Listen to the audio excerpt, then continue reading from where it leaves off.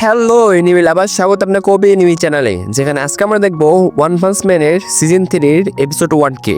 তো চলুন বেশি দেরি না করে এপিসোডটি শুরু করা যাক। এপিসোডটি শুরু হয় হিরো অ্যাসোসিয়েশনে, যেখানে স্টাফের লোকেরা কথা বলছিল যে সে বিশাল ফাই সায়েন্টিফিক মনস্টারকে কেউ এক ঝাটকায় মেরে ফেলেছে, আর যেন তার নাম নিশান মুছে গেছে। আর এমন কাজই তো শুধু কিংই করতে পারে। আমরা খুব ভাগ্যবান যে কিং আমাদের সাইডে আছে। এবার কথা বলি সে হিরো হান্টার গারোর ব্যাপারে। সিলভার ফ্যাংও তাকে হারাতে ব্যর্থ হয়েছে। এখন তার সাথে কি করব? যদি সে এভাবেই আমাদের হিরোদের মারতে থাকে তাহলে একদিন হিরো অ্যাসোসিয়েশন বন্ধ হয়ে যাবে। স্টিভ বলে যে গারোকে এখন আমাদেরকে মানুষ হিসেবে নয়, বড় একটা মনস্টার হিসেবে দেখতে হবে। পরের বার যখন সে সামনে আসবে তখন আমরা তাকে থ্রেট লেভেল ড্রাগনের মতো ট্রিট করব। এক লোক বলে যে কিন্তু সে তো একটা মানুষ, একটা সাধারণ মানুষ, আমাদের এস র্যাঙ্ক হিরোগুলোকে কিভাবে হারাতে পারে? তাহলে আমরা এটাকে আমাদের জয় হিসেবে ধরে নিতে পারি। এক লোক বলে যে বেলাস্টকে কেন রাখছি না, সে এস র্যাঙ্কের এ র্যাঙ্ক হিরো। স্টিচ তাকে বলে যে বেলাস্ট তার মনের মতো কাজ করে, তাকে অর্ডার দেওয়া অসম্ভব, সে কারো কথা শুনতে পছন্দ করে না। রেজিস্ট্রিতে তার আইডেন্টিটি সম্পর্কে কিছুই বলা হয়নি, কিন্তু আমরা তার উপর পুরোপুরি ভরসা করি যে যখন মানবতাকে সত্যি তার সাহায্যের দরকার হবে তখন সে অবশ্যই আসবে। তখন নারেঙ্কি সেখানে চলে আসে, যে হিরো অ্যাসোসিয়েশনকে চালানোর জন্য প্রচুর টাকা দেয় আর টপ 3 স্পন্সরদের একজন। নারেঙ্কি ছেলেকে একটা মনস্টার কিডন্যাপ করে নিয়েছে আর 24 ঘন্টা পার হয়ে গেছে, কিন্তু এখনো পর্যন্ত হিরো অ্যাসোসিয়েশন কিছুই করতে পারেনি। তখন সেগিঙ্গার নামের এক লোক বলে যে আমি আপনার কাছে প্রতিশ্রুতি দিচ্ছি, আমরা আপনার ছেলেকে বাঁচিয়ে আনবই। সে শীঘ্রই একটা রেস্কিউ মিশন শুরু করবে। এরপর সে ডার্ক সাইন, ফ্রিক গড এবং তাতসুমাকির সাথে দেখা করে, কিন্তু এদের জানা নেই যে মনস্টারদের আস্তানা কোথায়। চাইল্ড এম্পায়ার তাদের আস্তানা খুঁজে বেড়াচ্ছে। তাতসুমাকি বলে যে তাদের আস্তানা নিশ্চয়ই ঘোস্ট টাউনের কোথাও আছে, তাহলে আমি পুরো টাওয়ারই উড়িয়ে দেব। সেগিঙ্গার তাকে বারণ করে, কারণ তাদের ছেলেকেও বাঁচাতে হবে। তাতসুমাকি বলে যে মনস্টাররা নিশ্চয়ই আমাকে ভয় পেয়ে লুকিয়ে গেছে।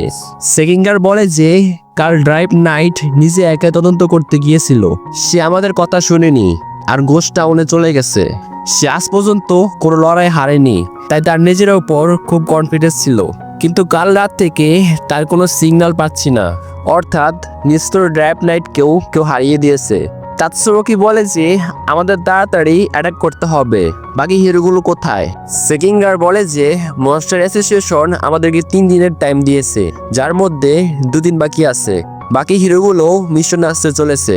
এরপর আমরা অ্যাটমিক সামুরাই এবং তার স্টুডেন্টদের দেখি, সেও কাল থেকে তদন্ত করছে, কিন্তু তাতেও মনস্টার অ্যাসোসিয়েশনের হেডকোয়ার্টার মিলছে না।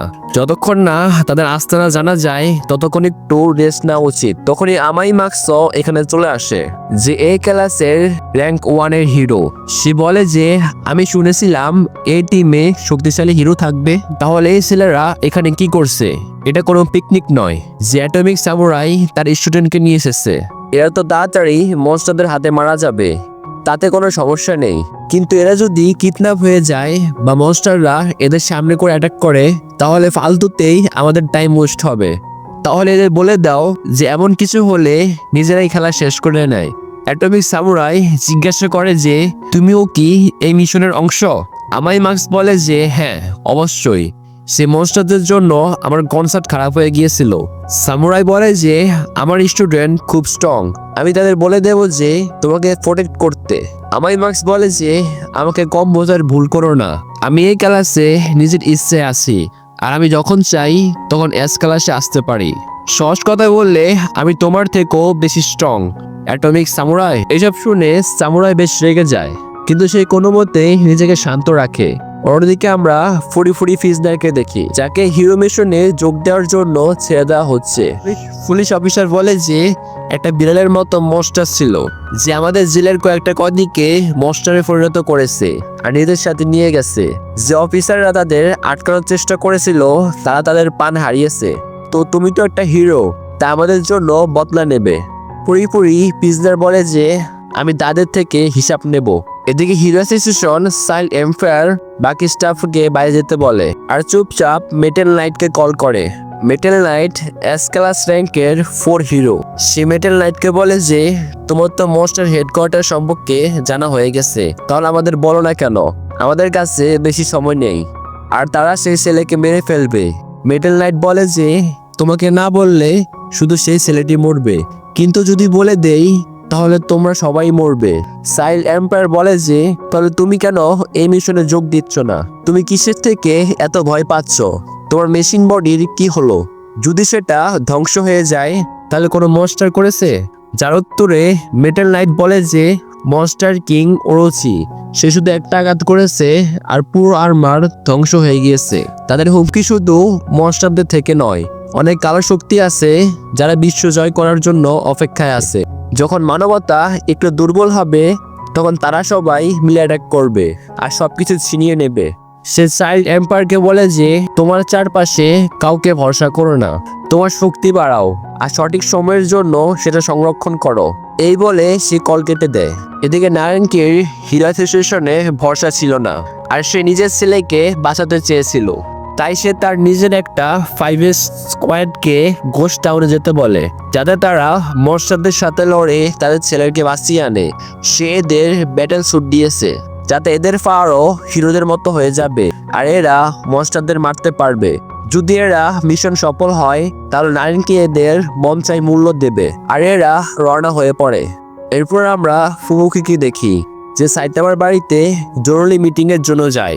সে দেখে যে সাইতামার কিং গেম খেলায় মেতে উঠেছে।